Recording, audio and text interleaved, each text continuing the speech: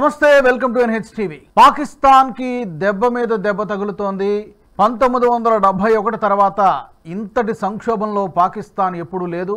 తాజాగా మనందరం చూసాం, Balochistan liberation army Jafar express అనేటువంటి ట్రైన్ని హైజాక్ చేయడం, అందులో ఉన్నటువంటి అందరినీ కూడా బందీలుగా తీసుకోవడం, ఆ తరువాత సామాన్య పౌరుల్ని, మహిళల్ని, చిన్నపిల్లల్ని వదిలేశారు. కానీ అందులో ఉన్నటువంటి పాకిస్తాన్ ఆర్మీని, పాకిస్తాన్ ఆర్మీ ఆఫీసర్స్ని, వేరు స్థాయిల్లో ఉన్నటువంటి వాళ్ళందరినీ కూడా బందీలుగా తీసుకోవడం జరిగింది. గతంలో ఒకసారి అనౌన్స్ చేశారు 50 మందిని చంపేశామని చెప్పి. అలాగే పాకిస్తాన్ ప్రభుత్వానికి 48 గంటల డెడ్ లైన్ పెట్టడం జరిగింది. ఈ 48 గంటల్లో మేము పెట్టినటువంటి షరతుల్ని ఒప్పుకోకపోతే అటు పాకిస్తాన్కి, ఇటు చైనాకు కూడా వార్నింగ్ ఇవ్వడం జరిగింది. కానీ బలూచిస్తాన్ లిబరేషన్ ఆర్మీతో సంప్రదింపులు జరపడానికి పాకిస్తాన్ ప్రభుత్వం ససేమిరే అనడంతో తాజాగా 48 గంటల డెడ్ లైన్ పూర్తయిపోయింది. కాబట్టి పాకిస్తాన్ నుంచి మాకు ఎలాంటి స్పందన రాలేదు. కాబట్టి మా అదుపులో ఉన్నటువంటి 214 మంది పాకిస్తాన్ సైనికుల్ని చంపేశాం అని చెప్పి క్లెయిమ్ చేసుకుంటోంది బలూచిస్తాన్ లిబరేషన్ ఆర్మీ. అయితే మరోపక్క పాకిస్తాన్ దీనికంటే, ఈ ప్రకటన కంటే కాస్త ముందు, లేదు మేము చాలా వరకు ఈ ఎపిసోడ్ పూర్తయిపోయింది, చాలా వరకు విడిపించేసుకున్నాం అని చెప్పి కొన్ని స్టేట్మెంట్లు ఇచ్చింది. మరి ఎవరు అబద్ధం చెప్తున్నట్టు? బలూచిస్తాన్ లిబరేషన్ ఆర్మీ అబద్ధం చెప్తుందా, లేకపోతే పాకిస్తాన్ ఆర్మీ లేదా పాకిస్తాన్ ప్రభుత్వం అబద్ధం చెప్తుందా? అసలు ఏం జరుగుతోంది పాకిస్తాన్లో? ఒకవేళ ప్రస్తుతం చెబుతున్నట్టుగా BLA చెబుతున్నట్టుగా, బలూచిస్తాన్ లిబరేషన్ ఆర్మీ చెబుతున్నట్టుగా 212 మందిని కనుక చంపేస్తుంటే చాలా పెద్ద పాకిస్తాన్కి ఒక పెద్ద దెబ్బగానే మనం చూడాలి. ఇక బలూచిస్తాన్ ప్రావిన్స్ అనేది పాకిస్తాన్లో అంతర్భాగంగా ఉండడం అనేది దాదాపు అసాధ్యంగానే కనిపిస్తోంది. అలాగే ఖైబర్ పఖ్తుంఖ్వా లాంటి ప్రాంతాల్లో కూడా రకరకాల సమస్యలు కనిపిస్తున్నాయి. ఏదేమైనా కూడా 1971 తర్వాత ఇది పాకిస్తాన్కి గతంలో ఎన్నడూ లేనంత సంక్షోభంలో కూరుకుపోయింది. దీని మీద తాజా పరిణామాల మీద మనతో మాట్లాడడానికి రిటైర్డ్ కల్నల్ పరమేశ్వర్ గారు అందుబాటులో ఉన్నారు. పరమేశ్వర్ గారు నమస్తే. నమస్కారం రాజు గారు. సో ఏంటి, ఈ పాకిస్తాన్ నుంచి ప్రకటనలు వస్తున్నాయి, ఇంకో పక్క బలూచిస్తాన్ లిబరేషన్ ఆర్మీ నుంచి కూడా ప్రకటనలు వస్తున్నాయి. చాలా పెద్ద స్టేట్మెంట్ ఇది. 214 మంది సైనికుల్ని బందీలుగా ఉన్నటువంటి వాళ్ళని ఒకేసారి చంపేయడం అంటే విత్ ఇన్ ద 2 days స్పాన్లో చాలా పెద్ద స్టేట్మెంట్ ఇది. మీ అబ్జర్వేషన్ ఏంటి? ఏం జరిగి ఉండొచ్చు? సో ఏంటంటే పాకిస్తాన్ కొంచెం తొందరపాటులో డిక్లేర్ చేసింది, ట్రైన్ సీజ్ అయిపోయింది, ట్రైన్ హైజాక్ అయిపోయింది, ఉన్న టెర్రరిస్ట్ అందరినీ మేము చంపేసాము అని డిక్లేర్ చేయడం అనేది కొంచెం తొందరపాటు అనిపించింది నాకు. వాళ్ళు డిక్లేర్ చేసినప్పుడు తొందరపాటు అనిపించింది. ఎందుకంటే అప్పటికి కూడా మానవ బాంబుల్లాగా హాస్టేజెస్ పక్కన చాలా మందిని BLA వాళ్ళు పెట్టారు, ఏమైనా క్యాప్చర్ అయితే వాళ్ళని పేల్చేద్దామని. ఆ మానవ బాంబుల్ని ఏం చేశారు, వాళ్ళని కూడా క్యాప్చర్ చేశారా, వాళ్ళని కూడా చంపేశారా అన్న విషయం వీళ్ళు ఎక్కడ బయటికి రానిలేదు, బయటికి డిక్లేర్ చేయలేదు. సో దాంతో ఒక డౌట్ వచ్చింది. అదే కాక రెండోది, ఇంత పెద్ద ట్రైన్ సీజ్ అయినప్పుడు ఇంత తొందరగా ఎలాగ వాళ్ళ క్యాప్టివ్స్ కూడా వదిలించుకుని, పాకిస్తాన్ ఆర్మీ సోల్జర్స్ కూడా ఉన్నారు, దానిలో సివిలియన్స్ కూడా ఉన్నారు, వాళ్ళందరినీ వదిలించుకుని ఇంత తొందరగా వాళ్ళని ఎట్లా చంపి ట్రైన్ని వాళ్ళ కంట్రోల్లో తీసుకున్నారని ఒక డౌట్ వచ్చింది. కానీ ఎందుకు డిక్లేర్ చేశారు ఇట్లా అనేది ఆలోచిస్తే ఏమైందంటే, కొంచెం కంట్రోల్ వచ్చి ఉంటుంది వాళ్ళకి ట్రైన్. మిగతాదంతా బ్యాక్ రూమ్ టాక్స్ లో వాళ్ళు ప్రిజనర్ ఎక్స్చేంజ్ చేయించుకుందాము, ఇంకా వీళ్ళు మన మాట వింటారులే, మన డామినేషన్లోకి వచ్చామని ఒక తొందరపాటులో వాళ్ళు ఇది డిక్లేర్ చేసినట్టు నాకు అనిపించిందండి. సో ఈ ప్రాబ్లం అంతా అక్కడి నుంచి స్టార్ట్ అయినట్టు అనిపిస్తుంది. ఎందుకంటే ఇప్పుడు బలూచ్ ఆర్మీ వాళ్ళు 48 hours ఇవ్వడము, దాని తర్వాత మీరు మా బందీల్ని వదలకపోతే మేము మీ బందీల్ని చంపేయడం జరుగుతుంది అనడము. క్లియర్గా తెలిసేది ఏంటి దీనిలో ఏంటంటే, మొన్న గ్యారంటీగా వీళ్ళందరినీ చంపలేదు పాకిస్తాన్ ఆర్మీ వాళ్ళు. చాలా మందిని క్యాప్చర్ చేసుకుని వాళ్ళని టార్చర్ పెట్టి వాళ్ళ నుంచి ఇన్ఫర్మేషన్ తీద్దామని అనుకుంటున్నారు. సో వాళ్ళకి ఆ టార్చర్ లేకుండా వాళ్ళని తొందరగా విడుదల చేసేటట్టు వీళ్ళు ఇమీడియట్ యాక్షన్ తీసుకోవాలని ఈ ప్రాణాలని ఎరగా పెట్టి 48 hours డెడ్ లైన్ ఇచ్చారు. కానీ పాకిస్తాన్ రెస్పాండ్ అవ్వడంతో ఏం చేశారు వీళ్ళు, ఆ 214 మందిని మేము చంపేశాము, మరి 214 మంది మొత్తం హాస్టేజెసా, లేకపోతే అసలు కంట్రోల్లో కూడా మొత్తం హాస్టేజెస్ చంపేశారా అంటే, ఏ హాస్టేజ్ క్రైసిస్లో ఎవరు అలా చేయరండి. ఎందుకంటే దాని తర్వాత లిమిట్ ఉండదు పాకిస్తాన్ ఆర్మీకి రావడానికి, అటాక్ చేయడానికి. సో ఇంకా హాస్టేజెస్ ఉన్నారు అని నా అనుమానం అండి. ఒక పార్ట్ ఆఫ్ ది హాస్టేజెస్ని వీళ్ళు చంపేసి ఎగ్జిక్యూట్ చేసి 214 అయ్యిండొచ్చు, అది 100 అయ్యిండొచ్చు, 300 అయ్యింది, అది తెలియదు మనకి. 214 అనేది దాని తర్వాత బాడీస్ అవి దొరికాక వాళ్ళు లెక్క పెట్టుకున్నాక మనకు తెలిసే విషయం, అది ఆ ఫ్యాక్ట్ మనకు తెలిసేది. సో అప్పుడు తెలుస్తుంది. కానీ క్లియర్గా తెలిసేది ఏంటంటే, ఇంకా వాళ్ళ దగ్గర అంటే దీని ప్రకారం ఇంకా వాళ్ళ దగ్గర హాస్టేజెస్ ఉన్నారు. పాకిస్తాన్ ఆర్మీ రెగ్యులర్స్ ఇంకా బలూచ్ ఆర్మీ వాళ్ళ దగ్గర హాస్టేజ్ అయి ఉన్నారు, బందీ అయి ఉన్నారని అయితే తెలుస్తుంది. ఈ క్రైసిస్ అంత తొందరగా వెళ్ళిపోతూ మాత్రం నాకు అనిపించట్లేదు రాజు గారు. సో పరమేశ్వర్ గారు, ఇప్పుడు Balochistan liberation army main demands అంటే పాకిస్తాన్ నుంచి విడిపోవడం రైట్ ఫ్రమ్ ద బిగినింగ్ నుంచి వాళ్ళు అడుగుతున్నదే. అసలు ఏ రోజు కలిసి కూడా లేదు. వీళ్ళకంటూ ఒక అటానమస్ స్వయం ప్రతిపత్తి ఉన్నది, సెపరేట్ మొదట 50s వరకు ఉండేదంట. తర్వాత ఇవి రకరకాల కుట్రలు చేసి కలిపేసుకున్నారు. మాది పెద్ద దేశంగా ఉండాలని చెప్పి చాలా కుట్రలు జరిగాయి. అవును అవును. సో ఇప్పుడు వీళ్ళ డిమాండ్స్ మెయిన్ ఏంటంటే నెంబర్ 1, నెంబర్ 2, నెంబర్ 3 లాగా మెయిన్ డిమాండ్స్ ఏంటి? కేవలం ఒకే ఒక సింగిల్ పాయింట్ ఎజెండానా, విడిపోవడం ఒకటే ఎజెండానా, లేకపోతే చైనాకు కూడా వార్నింగ్ ఇచ్చారు ఒక వీడియోలో? అవును కరెక్ట్ అండి. సో ఏమవుతుందంటే వీళ్ళ లీడర్ బషీర్ జేబ్ అబ్దుల్ నబీ బంగుజులా అని ఉన్నాడు ఆయన. Bashir Zeb is a very very strong leader.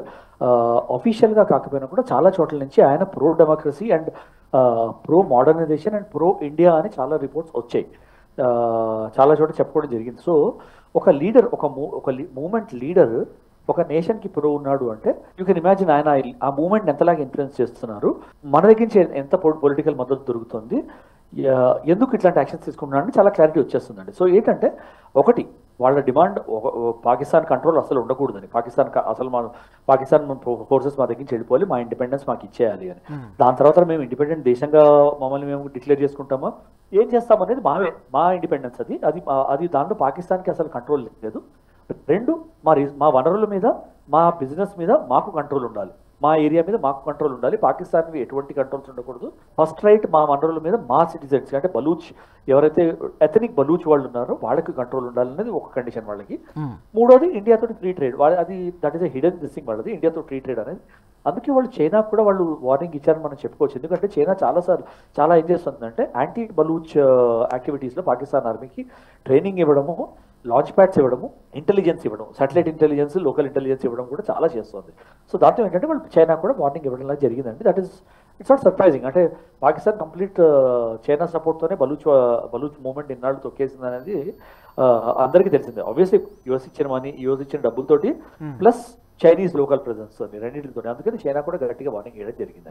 So ఇప్పుడు పాకిస్తాన్ ముందు ఉన్నటువంటి ఆప్షన్స్ ఏంటి? పెద్దగా దిక్కుతోచిన పరిస్థితిలో ఉన్నట్టు కనిపిస్తోంది. ఎందుకంటే ఒకటి బలూచిస్తాన్ పెద్ద ప్రావిన్స్, అది చాలా పెద్ద స్టేట్ అది పాకిస్తాన్. ఇప్పుడు అది విడిపోవడానికి సిద్ధంగా ఉంది. ఎందుకంటే ఆల్రెడీ ప్రకటించేసుకున్నారు, వాళ్ళే ప్రకటించేసుకున్నారు. ఆఫ్ఘనిస్తాన్ లాగా వాళ్ళే ప్రకటించేసుకున్నటువంటి పరిస్థితి. మరోపక్క ఖైబర్ పఖ్తూన్ఖ్వాలకు కూడా అక్కడ కూడా కొన్ని టెన్షన్, ఉద్రిక్త వాతావరణం ఉంది. పిఓజేకేలో కూడా దాదాపు అంటే అంత ఉద్రిక్తంగా లేదు, కానీ అక్కడ కూడా ఎట్ ఎనీ టైం ఇక్కడి నుంచి మనం స్టేట్మెంట్స్ కూడా చూస్తూ ఉన్నాం. ఈ రీసెంట్గా జయశంకర్ గారు కూడా మాట్లాడడం జరిగింది. అదొక్కటే మిగులుంది. ఇంకా ఏదైతే దొంగిలించబడిందో, కశ్మీర్ నుంచి ఏదైతే దొంగిలించబడిందో అదొక్కటే మేము తిరిగి స్వాధీనం చేసుకోవడం ఒకటే ఉంది. నెంబర్ 1, నెంబర్ 2, నెంబర్ 3 అయిపోయినాయి. 370 ఆర్టికల్ని తీసేయడము, తర్వాత అక్కడ డెవలప్మెంట్ చేయడము, ఇవన్నీ కూడా జరుగుతున్నాయి. ఇక మిగిలింది ఏంటంటే లాస్ట్ స్టెప్ ఒకటి ఉంది, అది తీసేసుకుంటాం ఏదో ఒక రోజున, మీరు రెడీగా ఉండండి అని చెప్పి ఒక వార్నింగ్ కూడా ఇవ్వడం జరిగింది.